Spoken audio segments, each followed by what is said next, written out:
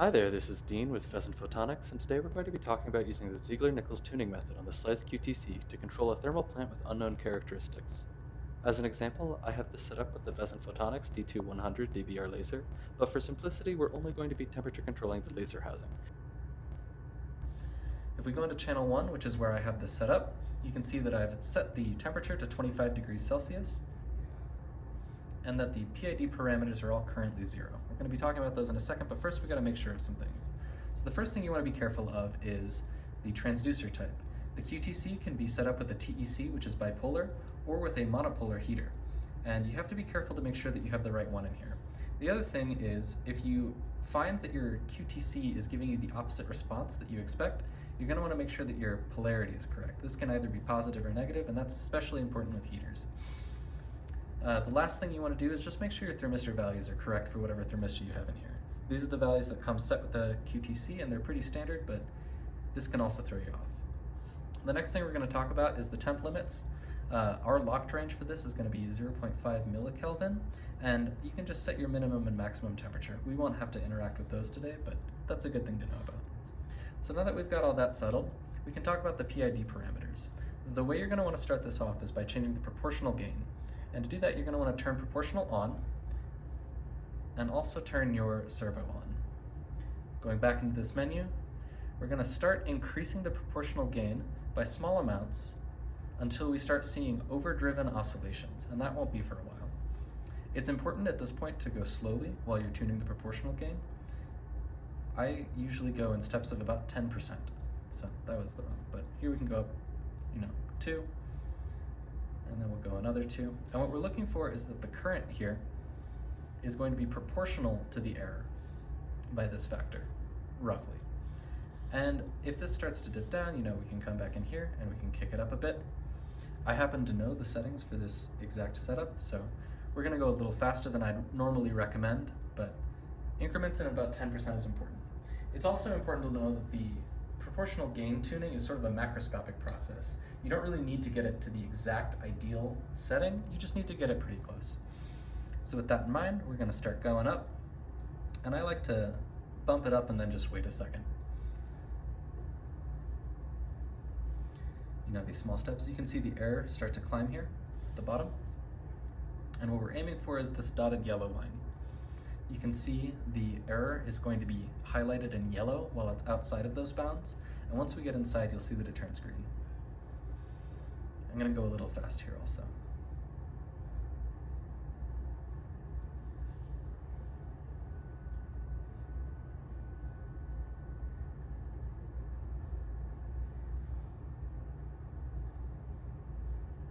Another thing to note here is that when you're tuning this way, you aren't usually going to be able to get the error all the way to 0 just with the proportional gain. For that, you're going to need the integral and derivative gains as well.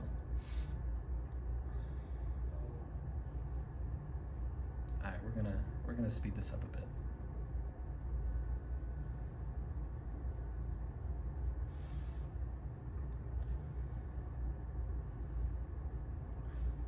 So as you can see, I'm just increasing it and then waiting a minute for it to settle out. And then once this number drops too low, I'll increase it again, try and get it back up. And we're really just trying to force this as close to that 0 as possible.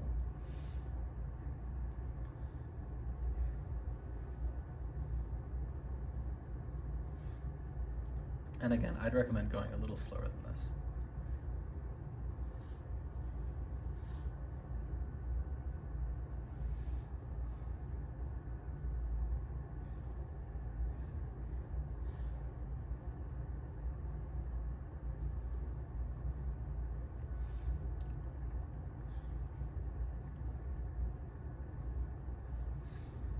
And what we'll start to see soon is that this error signal will begin to oscillate. And at first it'll be a damped oscillation. It'll, kind of get kicked up and then settle out back to a flat line.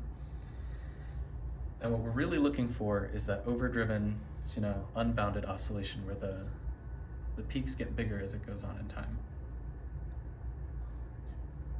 If you're not seeing peaks, it might be because either your zoom on the y-axis is wrong. We can change that by turning this right knob. Or perhaps your time setting is incorrect, or a little too fast at least. I like to have it at about 10 millikelvin and 5 seconds per division.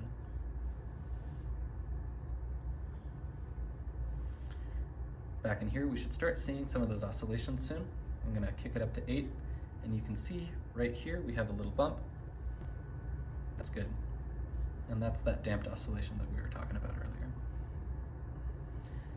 Gonna kick it up to 9. It doesn't truly matter how much you kick it up at this stage. You can go in smaller amounts. And that's because we're really looking for that overdriven oscillation. So even if it starts off a little slow, it'll kick it up and start to overdrive it, and you'll see it eventually.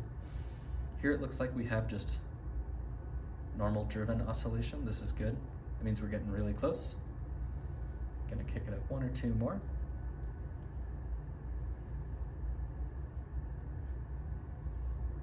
And finally to here. One thing that I will note that can happen is if you bump the proportional gain up while it's on a downswing, it'll look like a flat line. Just be patient, wait for those oscillations to come out, and here you can even see that we're starting to get that overdriven that we're looking for. The peaks are getting higher as they go along, and that's where we want it to be. All right, cool. So I'm gonna say that 11 is our proportional gain, and now that we have this, there are 2 important things you need to do. You're gonna wanna pause the QTC, and you're gonna wanna be sure to turn the servo off. If you don't do that, it'll keep overdriving it, and it'll drive your plant way too hard. The temperature will start swinging, and that'll be bad. So now that we've paused it, you'll notice that these 2 little lines come up, and we can control their position by turning the knobs. The right knob controls the red line, the left knob controls the blue line, and what we want to do is find the distance between 2 of these peaks. You can see the number here. That's going to be our tau. And again, this isn't something you have to be super careful with. This process is pretty robust. I'm gonna say that 3.65 seconds looks to be about right. You just want the peak to peak distance. You know, if you're over here, it's not gonna change your numbers too much. It's gonna be fine. All right, so now that we have this tau value, what we're gonna wanna do is go back into our settings, and our proportional gain for the final setting is going to be 0.6 times whatever we ended up with. We have 11, 0.6 times 11 is 6.6. So I can just enter that number in real quick by holding on that and entering 6.6 on the pad and pressing enter. The integral time is going to be half of whatever this tau value is. We have 3.65 seconds, so half of that is going to be 1.825 seconds. You can again just enter that by holding on the box. 1.825, enter. And then this derivative time is going to be this number divided by 8, or the integral time divided by 4. And for us, that's going to be 0.456 seconds. You can enter more decimals on these. Oh, that's wrong. If you enter the wrong number, obviously you can hit this delete button, or if you enter just a really wrong number, you can hit this little window, and that'll clear it. So 0.456, and we hit enter. And now that we have these all tuned, right, we can go ahead and turn them all on, can exit out of this, and we see that our error here is pretty high. Oh, I'm gonna unpause it too. Let's do that. We can hit play. Cool. So we can see our error is pretty high, and we'll know that this works if, when we turn this on, we see this very quickly come up to 0, and then quickly stabilize. Obviously, the bigger your plant is, the longer the stabilization will take. But after 2 or 3 oscillations, it should really be within your set point, as long as you're not too greedy. And you can see that ours just kind of overshot. It's going to settle down in, and this box is going to turn green.